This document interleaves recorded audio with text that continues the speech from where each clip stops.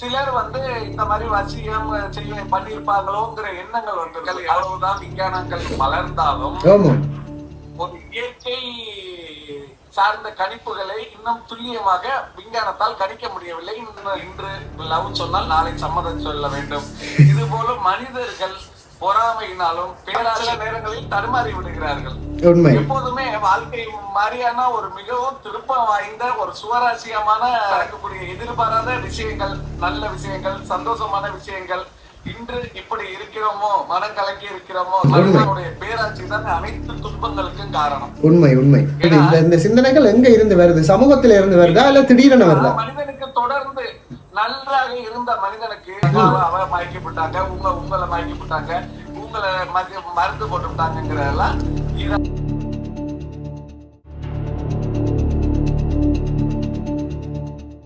தமிழ் லெந்தரன் சொந்தங்களுக்கு வணக்கம். அற்புதமான ஒரு காணொளியில் நான் உங்களை சந்திக்கிறேன். என்னதான் விஞ்ஞானம் வளர்ந்தாலும் அறிவியல், ஆன்மீகம் ரெண்டும் பின்னி பிணைஞ்ச விஷயங்கள். இன்றைக்கு செய்வினை, சூனியம், அதே மாதிரி மாந்திரீகம் இப்படியான விஷயங்களை நம்பாதாக்கள் இருக்கிற நேரம் நிறைய ஆக்கள் நம்புகிற மனிதர்கள் இருக்கிறார்கள். இந்த விடயங்கள் தொடர்பாகவும் இந்த எண்கணிதம், ஜோதிடம் இப்படியான விஷயங்கள் எங்களுடைய வாழ்க்கைக்கு எப்படி பின்னி பிணைஞ்சிருக்குது என்ற விடயங்கள் தொடர்பாக தமிழ் லெந்தரன் தளத்தில் யூடியூப் வரலாற்றில் முதல் முறையாக ஒரு பிரபல ஜோதிடர், இந்தியாவின் தஞ்சாவூர் மாவட்டம் பட்டுக்கோட்டையைச் சேர்ந்த பட்டுக்கோட்டை ஜோதிடர் சுப்பிரமணியன் அவர்களை தமிழ் லெந்தரன் யூடியூப் தளத்தினூடாக நேர்காணல் செய்து வாட்ஸ்அப் தொழில்நுட்பம் மூலம் அங்கே இருந்து நேரடியாக இணைந்து கொள்ள இருக்கின்றார். அவர்கிட்ட நான் நிறைய விடயங்களை கேட்டு தெரிஞ்சு கொள்ள போகிறேன். இந்த காணொளி ஒரு முக்கியமான காணொளி, சுவாரஸ்யமான காணொளி. காரணம், ஒரு எக்ஸ்பர்ட், ஒரு நிபுணரை, இந்த துறை சார்ந்த நிபுணரை இந்த காணொளியில் இணைச்சு இந்த விடயங்கள் பற்றி பேசவிருக்கின்றோம். ஒரு அற்புதமானது ஒரு காணொளி. இறுதி வரைக்கும் மறக்காமல் பார்க்குறதோட மறக்காமல் உங்களுடைய சந்தேகங்களையும் இந்த கேள்விகளாக கமெண்டாக இடுமாறு கேட்டுக்கொண்டு காணொளியில் இணைத்துக் கொள்வோம். இந்தியாவின் தமிழ்நாட்டின் பட்டுக்கோட்டை நகரத்தின் வெங்கரை கிராமத்தின் உலக புகழ்பெற்ற ஜோதிடர், பட்டுக்கோட்டை ஜோதிடர் சுப்பிரமணியன் அவர்களை இந்த காணொளியில் இணைத்துக் கொள்வோம். வணக்கம் ஐயா. இந்த காலத்துல விஞ்ஞானம், சமயம் ரெண்டும் சேர்ந்து பயணிக்க வேண்டிய கட்டாயத்துல மக்கள் இருக்கிறாங்க. ஏனென்று சொன்னால் இப்ப நடக்கிற விடயங்களை வெற்றி கொள்வதற்கு தனிய விஞ்ஞானம் மட்டும் போதாது, ஆன்மீகமும் தேவையாக இருக்கின்றது. இந்த நேரத்தில் அற்புதமானது ஒரு சந்தர்ப்பத்தை எனக்கு தந்திருக்கிறீர்கள். இந்தியாவில் இருந்தும் இந்த வாட்ஸ்அப் செயலியூடாக இணைத்துக் கொள்வதற்கு முதலில் நன்றியை தெரிவித்துக் கொள்கிறேன். நன்றி. இந்த துறையில் நீங்கள் எவ்வளவு கால அனுபவத்தை பெற்றுள்ளீர்கள் ஐயா? 25 வருட அனுபவங்கள். நிச்சயமாக இதுல நிறைய மனிதர்களுக்கு நீங்கள் ஒரு உள ஆற்றுப்படுத்துனராக, எதிர்காலத்தை திட்டமிடுபவராக, கடந்த காலங்களில் உள்ள வடுக்களை மறக்க செய்பவர்களாக, நிறைய விடயங்களாக நீங்கள் பணியாற்றி இருப்பீர்கள். உங்களுடைய இந்த ஜோதிட துறையினுடைய அனுபவத்தில் சுவாரஸ்யமான விடயங்கள் பற்றி சில விடயங்களை கூறுங்கள். நிறைய சுவாரஸ்யமான விஷயங்கள், நிறைய விஷயங்கள் இருக்கிறது. அது நிறைய இதை சம்பந்தமாக முகநூல் ஊடாக நிறைய பதிவுகளும் இட்டு இருக்கிறேன். வாழ்க்கையில் இதுதான் முடிவு என நினைத்தவர்கள் எல்லாம் இன்னும் வாழ்க்கையில் மிக சந்தோஷமாக, மிக உச்சத்தில் இருக்கிறார்கள். அதே போல வாழ்க்கையில் நமக்கு அசைக்கவே முடியாது என மிதப்புடன் வாழ்ந்தவர்கள் எல்லாம் சில நேரங்களில் தடுமாறி விடுகிறார்கள்.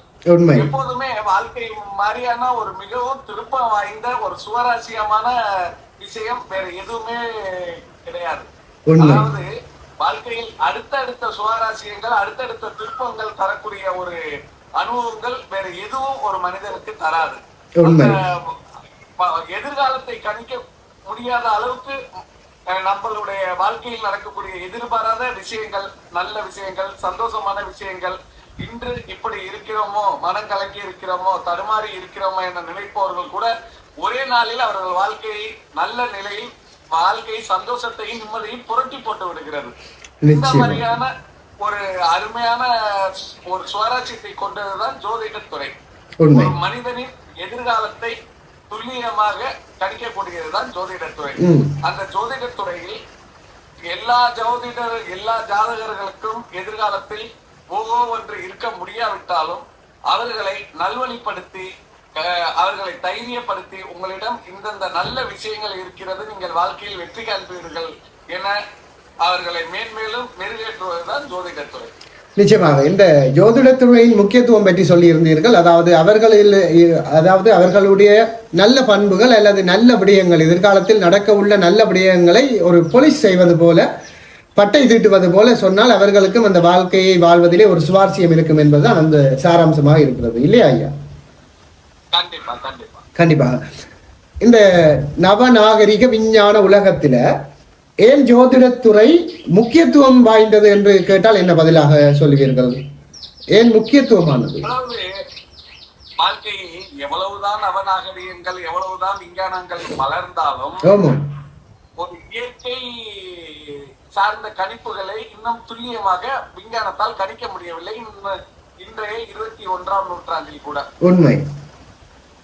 அதாவது அந்த வானிலையை துல்லியமாக கணித்து ஒரு மனிதரை முன்னெச்சரிக்கைப்படுத்தி அவனை நிம்மதியாக வாழ விட முடியலை இந்த 21ஆம் காலத்தில், 21ஆம் நூற்றாண்டில். உண்மை. அப்படிப்பட்ட நவீன விஞ்ஞானமாக இருந்தாலும் சில விஷயங்களை நம்மளே சரி செய்து கொள்ள, நிறைவேற்றிக் கொள்ள சில வாழ்க்கையில் ஒரு மனிதருக்கு ஜோதிடம் முக்கியம். ஜோதிடம் என்பது வாழ்க்கையில் ஒரு மனிதனை பயமுறுத்தவோ, மனம் தளர செய்யவோ, இல்லாவிட்டால் ஒரு மனிதனை நம்பிக்கை இழக்கவோ செய்வதில்லை. அதை பெரும்பாலான ஜோதிடர்கள் இதை செய்வதில்லை. இது ஜோதிடர்கள் மீது மிகப்பெரிய குற்றச்சாட்டா இருக்கு. நம்ம ஜாதகம் பார்க்க போனா பயமுறுத்திடுவாங்க, ஜாதகமே பார்க்காம இருக்கலாம். உண்மை. ஆனால் ஒரு எல்லா மனிதர்களுக்கும் பலமும் உண்டு, பலகீனமும் உண்டு. அதே மாதிரி எல்லா ஜாதகத்தில் பலத்தை விட சில பேருக்கு பலகீனமான விஷயங்கள் நிறைய உண்டு, சிலருக்கு பலகீனத்தை விட பலமான விஷயங்கள் நிறைய உண்டு. இருந்தாலும் பலமான விஷயங்களை, அதாவது உங்களுக்கு இருக்க நல்ல விஷயங்களை ஒரு மனிதருக்கு எடுத்து காட்டுவதுதான் ஜோதிடம். அவர்களை நல்வழிப்படுத்தி, தைரியம் சொல்லி, அவர்களை உற்சாகப்படுத்தி, நீங்கள் கண்டிப்பாக வாழ்க்கையில் சாதிப்பீர்கள் என்ற ஒரு நம்பிக்கையை ஊட்டி ஒரு மனிதனை நல்வழிப்படுத்துவதற்கு ஒரு ஜோதிடம் ஒரு முக்கிய காரணமாகும். இன்னொன்று, ஏன் நவீன காலங்களில், நவீன விஷயங்களில், நவீன விஞ்ஞானத்தில் ஜோதிடம் ஏன் முக்கியம் என ஒரு நல்ல கேள்வி கேட்டு இருக்கிறீர்கள். அதாவது அமெரிக்க ஹார்வர்ட் பல்கலைக்கழகத்தில் ஒரு மீட்டிங், அதாவது ஒரு பல தரப்பட்ட பல நாடுகளை சேர்ந்த அறிஞர்கள் சபையில் ஒரு கேள்வி வைக்கப்பட்டது. அதாவது இந்தியா, இலங்கை, மலேசியா உள்ளிட்ட நாடுகளில், இப்போது அமெரிக்கா உள்ளிட்ட நாடுகளில் 100 நபர்களுக்கு ஒரு மனநல மருத்துவர் இருக்கார். ஆனால் இந்தியாவிலேயோ மலேசியாவிலேயோ இல்ல தெற்கு ஆசியாவிலேயோ ஏன் அப்படி இல்லை என கேட்கும் போது அந்த வேலையை ஜோதிடர்கள் செய்கிறார்கள் என ஒரு இந்தியா சார்பாக சென்று அவர் பதில் அளித்திருக்கிறார். மன ஆற்றம், மன உளைச்சலில் ஒருவர் வரும்போது அவரை மன அழுத்தத்திலிருந்து விடுபட விட்டு, கவலைப்படாதீர்கள், நல்லா இருப்பீர்கள் என ஒருவருடைய ஜாதகத்தை பார்த்து சொல்லும் போது அவர் பல மடங்கு நம்பிக்கையை பெறுகிறார். உண்மை. இதை பல வைத்தியர்கள் கூட ஏற்றுக்கொள்கிறார்கள். இப்போது எங்களுடைய சமுதாயத்திலே பல வைத்தியர்கள் ஏற்றுக்கொள்கிறார்கள், ஜோதிடர்கள் அது பணி. அப்படின்னா மனிதனுடைய பேராசை நிறைய நபர்களை குறுக்கோளில் சம்பாதிக்க தூண்டுகிறது. மனிதனுடைய பேராசை தான் அனைத்து துன்பங்களுக்கும் காரணம். உண்மை. ஏன்னா இன்றைய காலத்தில் எல்லாமே வேகமாக நடக்க வேண்டும். திடீரென பணத்தை அள்ள வேண்டும், ஏதோ ஒரு வழியில் சென்று. அதே போல திடீரென்று அந்த காலத்தில் ஒரு பெண்ணை விரும்பினால் நீண்ட காலம் காத்திருந்து அந்த பெண்ணின் மனதை சம்மதித்து அப்புறம் திருமணம் செய்வதோட இன்று லவ் சொன்னால் நாளை சம்மதம் சொல்ல வேண்டும். இது போல மனிதர்கள் பொறாமையினாலும் பேராசையினாலும், அதாவது வசியம், மந்திரிகம் என்ற தவறான விஷயங்களை நோக்கி போய் தன்னுடைய பொருளாதாரத்தையும் தன்னுடைய மன நிம்மதியும் இழக்கிறார்கள். உங்களுக்கு சொல்கிறேன், நீங்கள் அடுத்த இந்த கேள்வி கேட்பீர்கள் என தெரியும். சூனியம், எல்லாமே போய். அப்படியா? இப்ப இந்த விடயங்கள் தொடர்பாக பலர் அதீத நம்பிக்கையை வைத்திருக்கிறார்கள். அதாவது இந்த விடயங்களால் எல்லாவற்றையும் சாதித்து விட முடியும், எமக்கு எதிரானவர்களது வாழ்க்கையை அழித்து விட முடியும், பெய், பில்லி, சூனியம் இப்படி வைத்து மற்றவர்களுடைய வாழ்க்கையை அழித்து விட முடியும். இதற்காக பலர் பரிகாரம் தேடி பல இடம் சென்று கோடிக்கணக்கில் செலவழிக்கிறார்கள். நீங்கள் கூறுகிறீர்களா இது பொய்யான விடயம் என்று? அதாவது ஒண்ணே ஒண்ணு நல்லா தெரிந்து கொள்ளுங்கள். மனிதன் வாழ்வின் மீதான நம்பிக்கையை இழக்கும் போது, தன் மீதான நம்பிக்கையை இழக்கும் போது வேற ஏதோ ஒன்று தேடி போகிறார். சிலர் கோயிலுக்கு போகிறார்கள், சிலர் வந்து இந்த மாதிரி வசியம் பண்ணிருப்பாங்களோங்கிற எண்ணங்கள் வந்துருது. அதுக்கு காரணம் என்று மனிதனின் தேவையற்ற கற்பனையான சந்தேகங்களும் கற்பனையான புத்திகளும் தான் இந்த சிந்தனை வருகிறது. இது எங்க இருந்து வருது? இந்த சிந்தனைகள் எங்க இருந்து வருது? சமூகத்தில இருந்து வருதா இல்ல திடீரென வருதா? மனிதனுக்கு தொடர்ந்து நன்றாக இருந்த மனிதனுக்கு தொடர்ந்து சோதனைகளும், வீட்டில் இருப்பவர்கள் உடம்பு முடியாம போனாலும், அதாவது விபத்துகள் நடந்தாலும், தொடர்ந்து தடைகள் வரும்போது நம்மளுடைய மனம் நம்ம எதிரியாக நினைத்து வைத்திருப்பவர்கள் தான் நமக்கு ஏதோ செய்து விட்டார்கள், இல்ல அது பெண்கள் இதில் முக்கியமாக கை நேர்ந்தவர்கள். அதாவது சும்மாவே வந்து என்ன சொல்றேன்னா, ஈழத்தமிழ் சொல்லுவாங்க கொசிப்பு, அதாவது கிசுகிசு பேசுவாங்க. அவ மயக்கப்பட்டாங்க, உங்களை மயக்கப்பட்டாங்க, உங்களை மருந்து போட்டு விட்டாங்கிறதெல்லாம் இதெல்லாம் ஊழலா கற்பனைப்பட்டிருக்கிறது. அதாவது என்னவென்றால் உங்களிடம் நான் சொல்வது, இந்த மாதிரி தேவையற்ற கற்பனை இது தேவையற்ற சந்தேகங்களை மூலதனமாக சில பேர் பயன்படுத்திக் கொள்கிறார்கள். இப்போது உங்கள் பேர் என்ன? நிருபன். திடீரென்று உங்க வீட்டுக்காரம்மா கோவமா உங்களை திட்டும் போது உங்க வீட்டுக்காரம்மாவோட மேல ஒரு லேசா என்ன எப்போதுமே திட்ட மாட்டாங்க, ஏன் நம்ம வீட்டுக்காரம்மா நம்ம திட்டுறாங்கன்னு யதார்த்தமா ஒருத்தர்கிட்ட போயில உங்க வீட்டுக்காரமாக இன்னொருத்தர் மயக்கி வச்சிருக்கிறாரு, மருந்து போட்டுட்டு இருந்தாருன்னா உங்களுடைய சந்தேகத்துக்கு அது பெரிய ஊற்றாக அமைந்து விடுகிறது. அதுதான் விடையை தெரிந்து விட்டு கேள்வியை நோக்கி போவது போன்ற செயற்பாடு. செயற்பாடு அது தவறு. அப்படியெல்லாம் கிடையாது. ஒரு மனிதன் என்ன நமக்கு எவ்வளவு நல்லா இருந்தா ஏன் தடைகள் வருதுன்னா ஒரு நல்ல சோதிடர்கள் தான் காட்ட வேண்டும், தெய்வத்தை நம்ப வேண்டும். எல்லா மனிதர்களுக்குமே வாழ்க்கை என்பது ஒரு கால சக்கரம் போலதான். திடீரென்று அந்த சக்கரம் மேலவும் போகும், கீழே இறங்கும். சில நேரத்தில் நம்மளோட வெற்றிகளை ஏற்றுக்கொண்ட மனமும் நம்மளோட பின்னடைவுகளை ஏற்றுக்கொள்ள பக்குவப்படுத்திக் கொள்ள வேண்டும். அது ஏன் பின்னடைவு வந்ததுன்னு ஜோதிடத்தில் பார்க்கலாம். கோயிலுக்கு போயிட்டு அதற்குள்ள பரிகாரங்களை செய்யலாம். அதாவது பரிகாரம் என்பது கோயிலுக்கு போய் தான் செய்யணும். நான் செய்யறேன்னு சொல்ல, மனிதர்களை நம்பி மனிதர்களிடம் நீங்க பரிகாரம் செய்யறேன் அப்படின்னு சொல்லக்கூடாது. அதே போல மாந்திரிகம் வசியங்கிறதெல்லாம் வந்து விஞ்ஞானத்தில் சொல்லக்கூடிய ஒரு கிரிப்டானிசம், அதே போல ஒரு இது மெட்டீரியலிசம். அது வந்து ஒரு குறிப்பிட்ட நேரம் தான் நிக்கும். யாருக்கு நிக்கும்? எவன் மனதளவுல பலகீனமா இருக்கிறானா அவனைதான் ஒருத்தன் வந்து வசியம் பண்ண முடியும். உண்மை உண்மை. அதுலயும் இந்த சில மேட்சிக்களை கத்துக்கிட்டு இந்த இது கையில 90 வர வைக்கிறது, எலுமிச்சம்பழம் மிதக்கிறதுன்னு சில பேரு போலி சாமியார்களோ போலி ஜோதிடர்களோ செய்யும் போது மக்கள் அதை வந்து இவர்களுடைய நம்பிக்கை இன்னும் அதிகமாகிறது. உண்மை. அதே மாதிரி மனிதனுடைய பேராசையும் அடுத்த பெண்ணை அபகரிக்க வேண்டிய எண்ணங்களுக்கும் இந்த மாதிரி ஆட்களை தேடி போக சொல்கிறது. ஐயா, இந்த காலத்துல இப்படியான விடயங்கள், இப்ப மற்றவனுடைய நிலத்துல போயிட்டு ஒரு விஷயத்தை தாட்டு வைக்கிறது அல்லது மற்றவர்களை வசியம் செய்யறதுன்றது உண்மையிலேயே சாத்தியமா? அப்படி ஒன்று செய்ய முடியுமா? கணப்பொழுதுக்காவது செய்ய முடியும். ஆனால் பலர் அதை நம்புகிறார்கள். அப்படி சாத்தியம்னா பேசாம எதிர்கட்சி எல்லாம் சேர்ந்து ஒரு வசியம் வைக்கலாமே. ஆனால் மனித ஜாதியில் துயரம் யாவுமே மனதினால் வந்த நோயடானார் கண்ணதாசன். மனப்பிராந்தி தானே தவிர அப்படி எல்லாம் சாத்தியமே கிடையாது. அதாவது நீங்கள் குறிப்பிடுவது போல இதை நம்புகிறவர்கள் இல்ல இதை செய்கிறவர்கள் சொல்லுவார்கள், இது அரசியல் பிரமுகர்களுக்கு சரி வராது, படை வீரர்களுக்கு சரி வராதுன்ற ஒரு லாஜிக்க சொல்லிட்டு எஸ் ஆயிடுவாங்க. இவர் சொல்றாரு, பட்டுக்கோட்டையார் சொல்லுவாரு, பட்டுக்கோட்டையார் என்ன சொல்லுவாருன்னா, திருடனாய் பார்த்து திருந்தாவிட்டால் திருட்டை ஒழிக்க முடியாது. ஒரு மனிதன் ஒருத்தர் வந்து ஒரு ஏழை சாமி, ஒரு ஏழை வந்து நாளைக்கு பணத்துக்கு என்ன பண்ண போகும்னா டக்குன்னு அவங்கள்ட்ட போயிட்டு நீங்க எதுவும் மை வச்சிருக்கீங்களா வசி வச்சிருக்கீங்களா நான் 1 லட்சம் ரூபாய் என்ன தர்றேன்னா அந்த ஆளு சூப்பரா இருக்கா அருமையா இருக்கு இந்த மை வேலை செய்யுதுன்னு தானே அந்த ஆளு சொல்லுவாரு. உண்மை. அதாவது ஒரு மனிதருக்கு கடன் இருக்கலாம், பிரச்சனைகள் இருக்கலாம். ஒரு ஜோதிட தொழில் செய்யறவங்களுக்கு கடன், ஏன்னா எல்லாருக்குமே பிரச்சனைகள் இருக்கலாம், பொருளாதார நெருக்கடிகள் இருக்கலாம், தாங்க முடியாத கடனால அவமானப்படலாம். ஆனால் எந்த சந்தர்ப்பத்துல அறத்தை மீறி நம்மளிடம் வரக்கூடிய வாடிக்கையாளர்களை பயமுறுத்தவோ மனசு சங்கடப்படுத்தவோ கூடாது. பிரமாதம். உங்களை போன்ற ஒரு சில மக்களாலே அல்லது ஒரு சில நல்ல மனிதர்களாலே அல்லது நிபுணர்களாலே, ஜோதிட நிபுணர்களால தான் இந்த துறை இன்றைக்கும் பிரபலமா இருக்குது. இன்றைக்கும் உலக புகழ் பெற்ற ஒரு ஜோதிடரா இருக்கிறீங்க. அடிப்படையில பார்க்க போனா நம்ம ஒருத்தருக்கு நான் என்னை பொறுத்த வரைக்கும் சில பேருக்கு மோசமான டயம் வந்தாலும் அதை எப்படி சரியான டயமா மாற்றுவது ஒரு அப்படின்னு தான் நான் யோசிச்சு சொல்லுவேன். சிலருக்கு பலருக்கு நம்ம சொல்லுவது நடந்து இருக்கலாம்.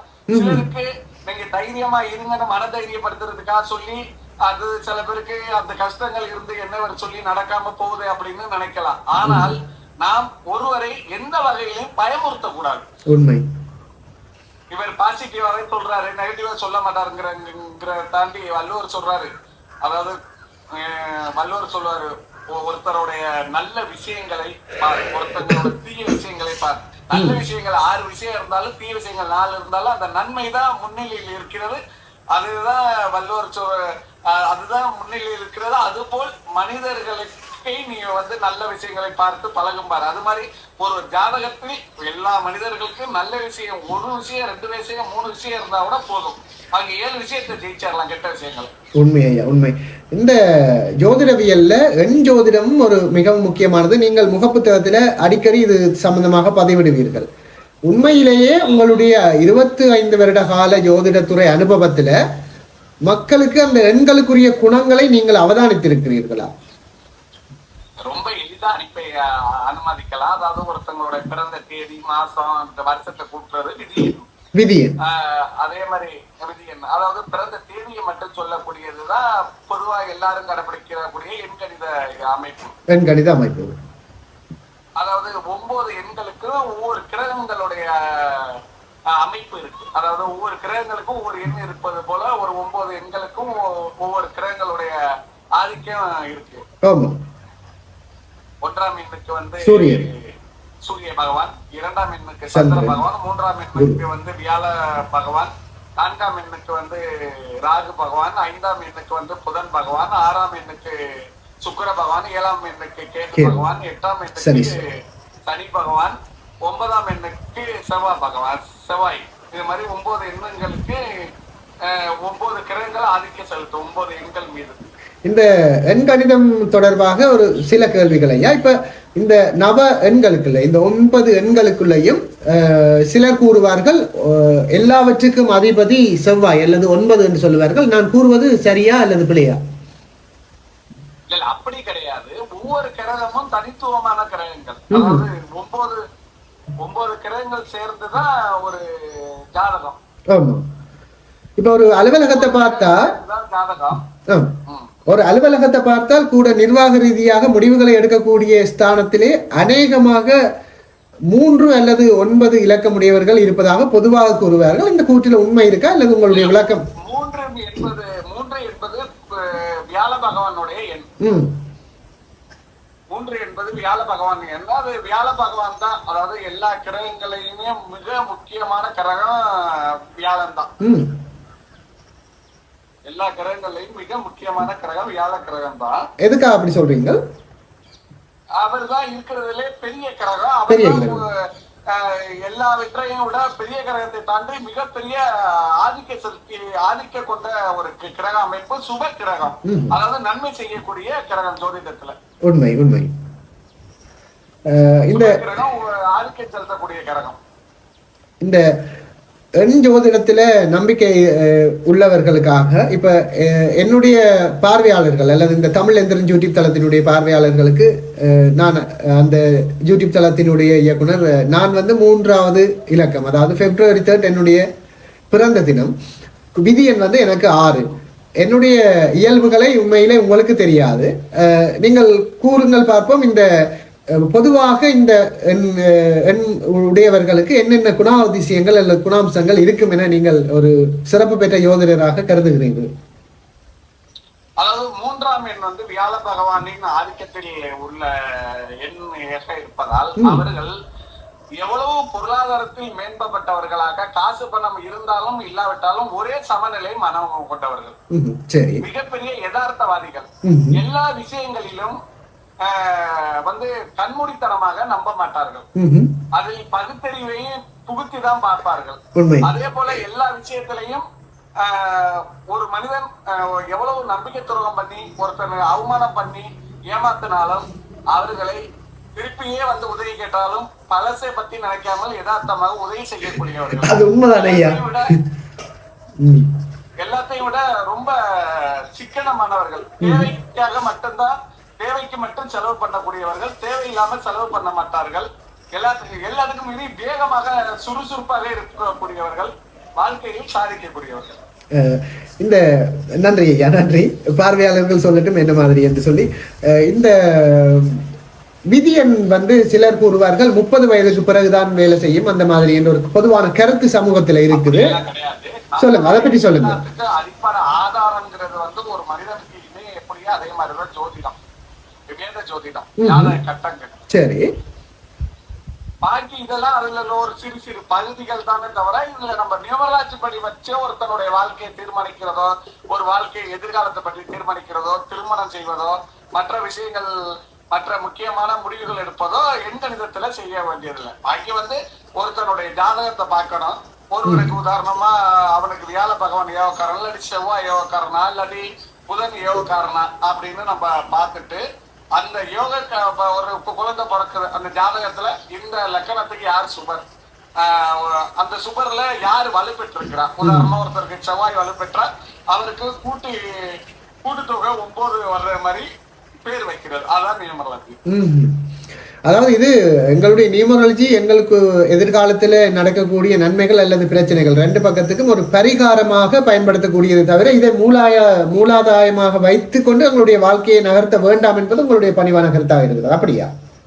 இல்ல, வாழ்க்கை பரிகாரமாக தான் நான் வச்சுக்கிறேன் தவிர இதே சர்க்கரை என்றால் இனிக்காது இல்ல. உண்மை. அதனால பாகக்காரனாலும் வாய் கசக்காது இல்ல. அது மாதிரி இது ஒரு பரிகாரமாக தானே தவிர பேரை வச்சு வாழ்க்கையில எந்த விதமான மாற்றங்களும் வந்துடாது. அந்த நியூமராலஜியில வைத்து ஒருவருக்கு பேர் இடுவார்கள். உதாரணமாக எனக்கு நிரூபன் என்றால் அது 5 வரக்கூடிய, மன்னிக்கவும் 1 வரக்கூடிய மாதிரி அந்த பெயரை எனது தந்தையார் வைத்தார். அதை அடிக்கடி எழுதும் போது அல்லது அடிக்கடி கூறும் போதுதான் அதனுடைய பவர் வேலை செய்வதாக கூறுவார்கள். அதுக்கு வலுப்பெறும் என்று. இந்த கருத்து உண்மையா ஐயா? கேளுங்க. இந்த ஒருவருக்கு எண்கணித ரீதியாக பெயர் சூட்டும் போது அந்த பெயரை முழுவதுமாக உச்சரிக்க வேண்டும். உதாரணமாக நிரூபன் என்று எனக்கு பெயர் வைத்திருக்கிறார் எனது தந்தையார். அதை நிரு என்றோ அல்லது ரூபன் என்றோ கூப்பிடாமல் முழுவதுமாக கூப்பிட வேண்டும். அடிக்கடி அந்த நாமத்தை எழுத வேண்டும். அப்படியே முழுவதுமாக எழுதினால்தான் அதற்குரிய சக்தி வலுப்பெறும் என்று கூறுகிறார்கள். இதுல உண்மை இருக்கிறதா? கண்டிப்பா கண்டிப்பா 100க்கு 100 உண்மை அது. அப்படியா? உண்மை. ஆனால் சில தடவை ஒருத்தங்களுடைய கூப்பிடும் பேரே அவர்களுக்கு யோகமாக அமைந்து விடுவதும் உண்டு. உண்மை உண்மை உண்மை. கூப்பிடும் பேரோ பட்ட பேரே யோகமாக, அது இயற்கையா நடக்க வேண்டும். நம்ம திட்டம் போட்டு நிறுன்னு என்ன கூப்பிடுங்கன்னு சொல்லக்கூடாது. அது இயற்கையாக நடந்தால் அது அதற்குரிய பவர் கிடைக்கும். அப்படியா? ஆமா ஆமா. இந்த காலத்துல இந்த அமெரிக்கா தொழில்நுட்ப ரீதியிலே பல முன்னேற்றங்கள் கண்ட ஒரு நாடு. ஏனைய நாடுகளுடன் ஒப்பிடும்போது பல நாசா கூட அவர்கள் வைத்திருக்கிறார்கள். என்றாலும் ஒரு ஜோதிடராக இயற்கை அனர்த்தங்கள், முக்கியமாக அங்கு இடம்பெற்ற காட்டுத்தீ போன்ற விடயங்களை ஏன் அவர்களால் எதிர்ப்பு கூற முடியவில்லை? என்ன காரணம்? நீங்கள் ஒரு ஜோதிடராக நீங்கள் என்ன எவ்வாறு பார்க்கிறீர்கள்? கண்டிப்பா கண்டிப்பா. ஒருத்தங்களுக்கு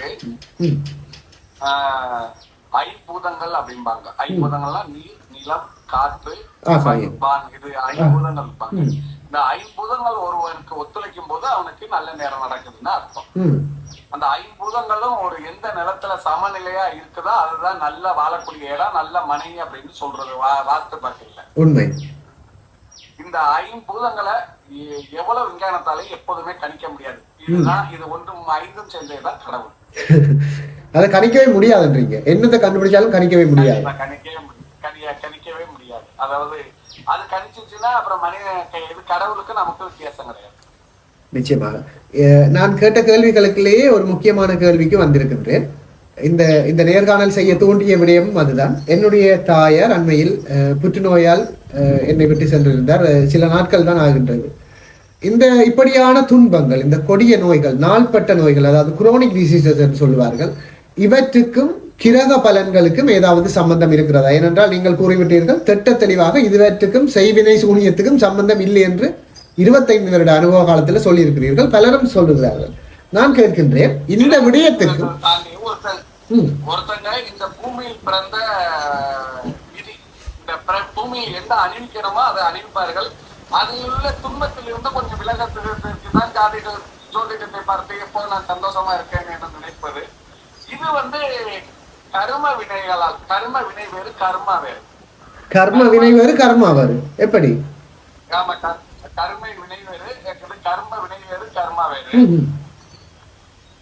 அதாவது கர்மா என்பது ஒரு மனிதனை பார்த்து வரக்கூடிய அந்த வாழ்க்கையில் நம்ம செயல்படக்கூடிய நம்ம செயல்களை வைத்து வரக்கூடியது கர்மா. ஆக நிருபர் நல்லா இருக்கிறாரு நினைச்சாலும் கர்மா, ஒருத்தரை பார்த்து அடுத்தவங்களை பார்த்து இயக்கப்பட்டாலும் கர்மா. இதெல்லாம் கர்மாக்கள். இது கர்மா வந்து அந்தந்த பிறவிலே அப்பப்பே நமக்கு துன்பமாக வரும். ஒருத்தர் கெடுதல் நினைத்தாலும் கர்மா. ஆனா கர்ம வினைங்கிறது நம்ம ஜோதிட சாஸ்திரத்திலேயே, அதாவது அவங்க வாங்கி வந்த வரம்பாக போன பிறவியில் செய்த நல்வினை தீவினைகளை பொறுத்து வரக்கூடியதுதான் கர்ம வினை. கடந்த பிறவியில செய்த நன்மை தீமைகள் இந்த பிறவியிலையும் நன்மையாகவோ அல்லது நோய் துன்பங்களாகவும் தொடரக்கூடிய வாய்ப்புகள் இருக்கிறதா? கண்டிப்பா இருக்கு.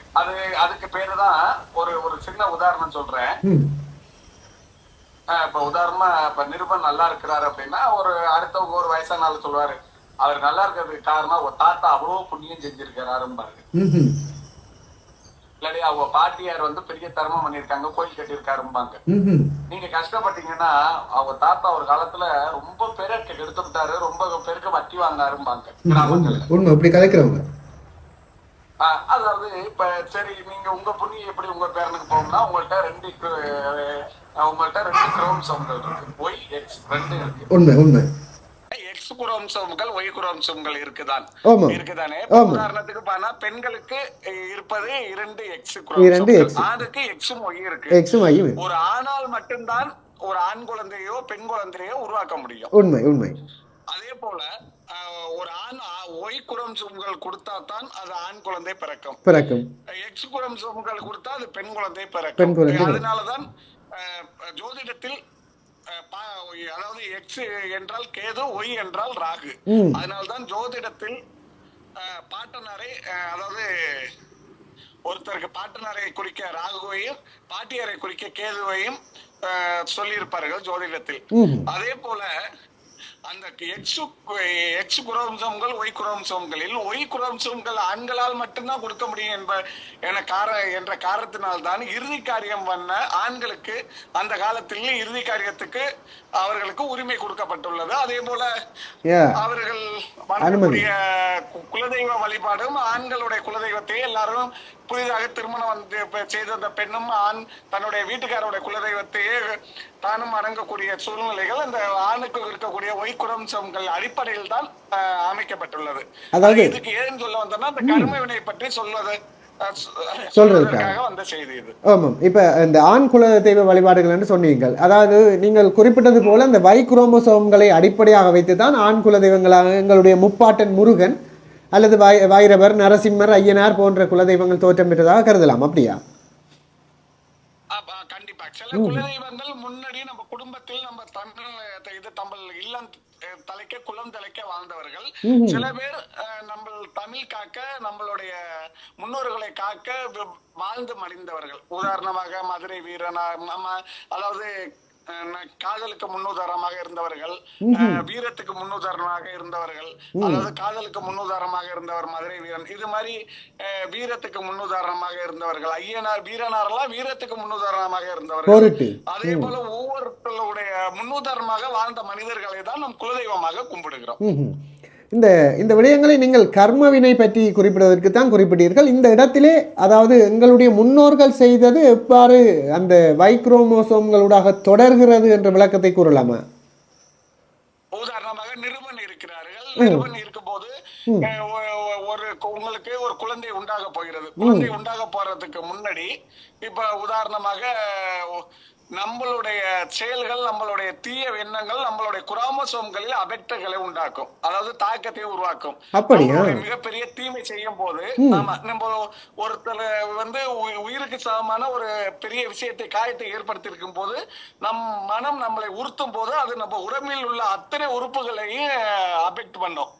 அதே போல நம்மளுடைய உடம்பில் உள்ள அத்தனை அந்த ஒய் குரோமோசோம்கள், எக்ஸ் குரோமோசோம்கள் நம்ம ஜெனட்டிக் வரைக்கும் அந்த நேரத்துல நம்ம மனநிலையை பொறுத்து தான் ஒரு குழந்தை உருவாகிறது. உதாரணமா பார்க்கும் போனா ஒரு நடிகர் நல்ல உச்ச நிலையில் இருக்கக்கூடிய நடிகர் தனக்கு குழந்தை போது அந்த குழந்தையே அந்த கலைத்துறைக்கு வரும். அதே போல சிரமமான சூழ்நிலையில் ஒரு குழந்தை பிறக்கும் போது அந்த குழந்தையே அந்த சிரமமான கிரகத்தில் தான் இது பிறக்கும். நம்மளோட ஜெனடிக் தானே அது. அதே போல இப்ப உதாரணமாக ஒரு தவறு செய்து விட்டு நீங்கள் ஒரு குழந்தை பிறக்கிறது, அதோட எஃபெக்ட் அந்த ஒய் குரம்சாமிகள், ஒரு பையன் பிறக்கிறான், அந்த ஒய் குரம்சாமிகள் இருக்கும். அவனுக்கு அதுக்கு அப்புறம் ஒரு பையன் பிறக்கிறான், அதோட எஃபெக்ட் அந்த ஒய் குரம்சாமிகள் இருக்கும். அப்ப அது ஏதாவது ஒரு உயிர்கொல்லி நோயாக இல்ல ஏதாவது அவனுக்கு உடம்பில் ஒரு ஊனமாக இருக்கும்.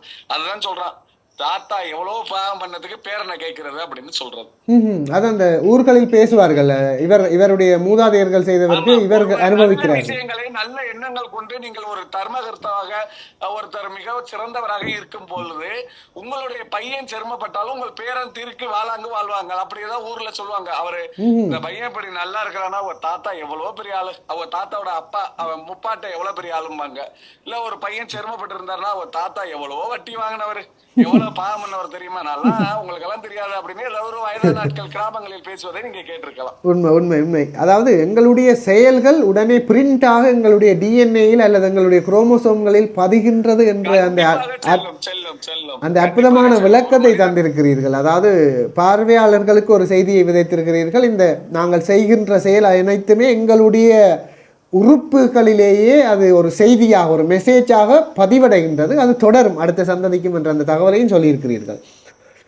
உண்மையாக நியூட்டன் சொல்வாரு, ஒரு ஆற்றலை ஆக்கவோ அழிக்கவோ முடியாது, ஒரு ஆற்றலை இன்னொரு ஆற்றலாக மாற்றலாம்.